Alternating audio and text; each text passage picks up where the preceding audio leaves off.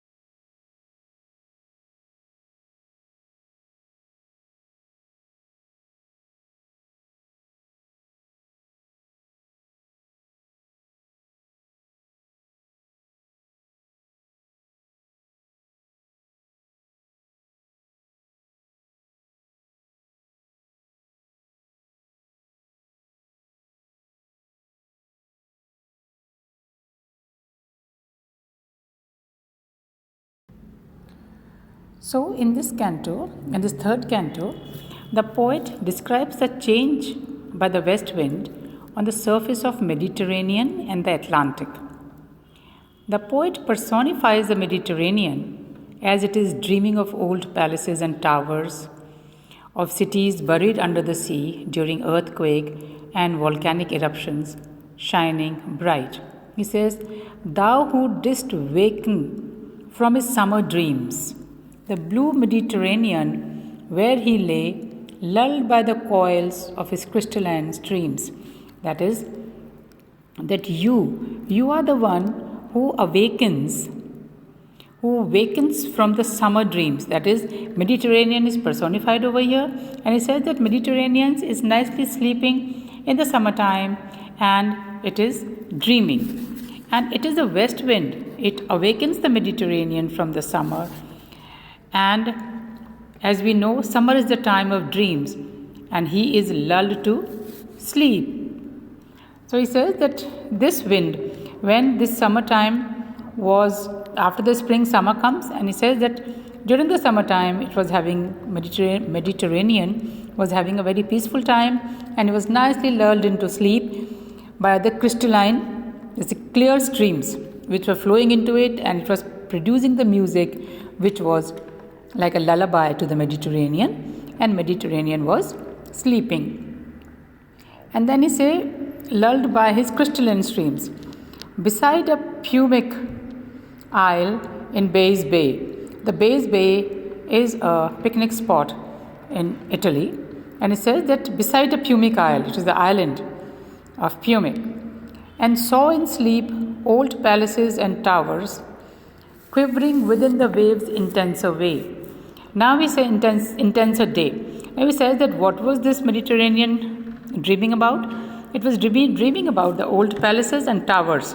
Now, old palaces and the towers are the ancient civilizations which have submerged in the water. The water level has risen, and you can see that it is dreaming about these things of old palaces, all the old civilization near the coasts of the Mediterranean. They have drowned, and there are the submerged cities, and it is dreaming about that. Quivering within the waves' intenser day. Like when we see through the water, and if there is something lying inside it, water is clear, we feel as if the water is quivering. Quivering is shivering or shaking. Within the waves' intenser day. Now, here, quivering also expresses the restlessness of the wind quivering at an intenser day, or its memory. Now, he is also memorizing or remembering the old civilizations. And here he says the sea is also personified as if sea is dreaming for slower days. So he says, sense faints picturing them is beautiful. So he says that he is describing the Mediterranean, and you can also say this is the description of the natural phenomena when west wind comes. There is a turmoil or there is upheaval in the Mediterranean Sea. Now, if you know the situation where the Mediterranean is situated, it is situated around Europe and Egypt and Italy. All this is around. It is almost a landlocked sea, and it is like a bathtub, if you see. And if something happens, if there is some disturbance in the bathtub, you imagine कि जो बच्चे का जो plastic का एक bathtub होता है जिसमें पानी भर के उसको बिठा देते हैं. If there is some upheaval in the bathtub, what will happen? क्योंकि ये landlocked है, it cannot move out. So the upheaval takes place around the coasts, and there is a splash of water. Excuse me. So he says that all overgrown with azure moss and flowers, so sweet the sense faints picturing them. He says that underneath the water he can see the moss and the azure moss. Azure is the sky blue color moss and flowers. If you know that there is vegetation underneath the water also. It is not only the fauna, that is animal kingdom under the water, there is also vegetation. So he says, and all these flowers and moss, they are so sweet. If you imagine, your sense faints picturing them. So it is so beautiful that it is picturing them. And thou for whose path the Atlantic's level powers cleave themselves into chasms. Now here in these lines, he is describing the effect of the west wind on Atlantic Ocean. Atlantic's level powers, they change. That is, Atlantic, it cleaves the Atlantic into two. So cleave themselves means split themselves. So cleave themselves into chasms, while far below the sea blooms and the oozy woods which wear the sapless foliage of the ocean know thy voice and suddenly grow grey with fear and tremble and despoil themselves over here. Now this is the effect of the west wind on Atlantic Ocean. That is, the west wind makes the Atlantic cleave into chasms.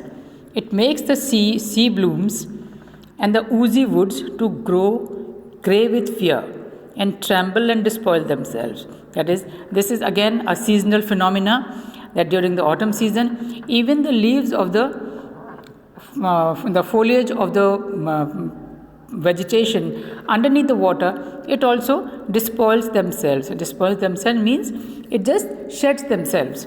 वो अपने आप को, इसके भी जो पत्ते हैं समुद्र के नीचे जो वेजिटेशन है, जो वनस्पति है, उसके भी पत्ते ऑटम सीजन में गिर जाते हैं.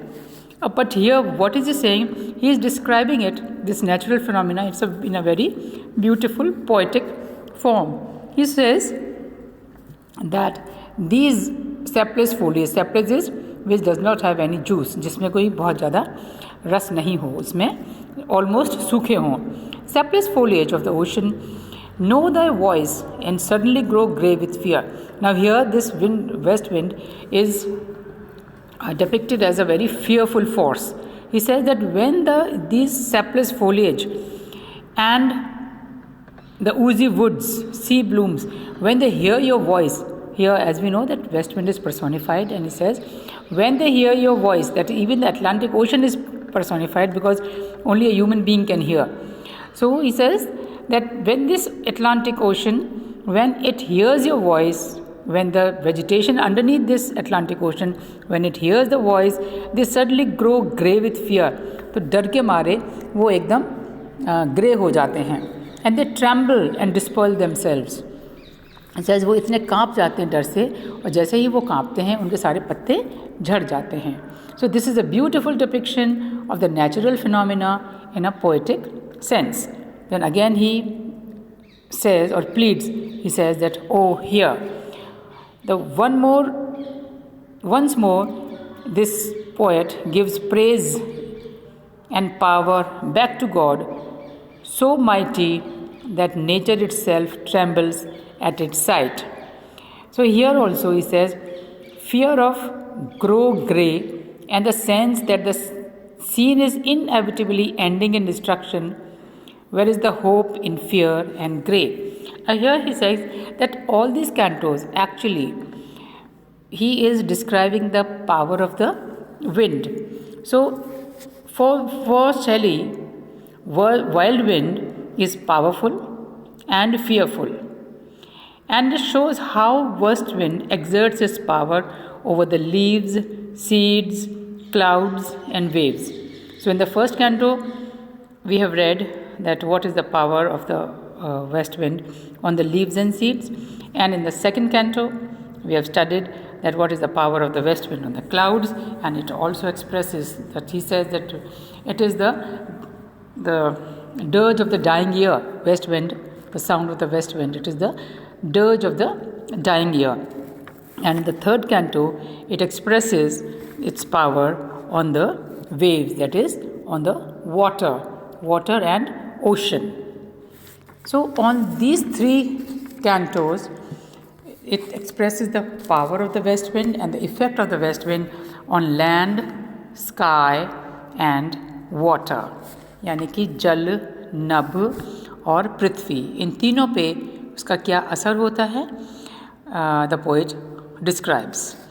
Now this poem is actually, as I've told you, that it is divided into 5 parts.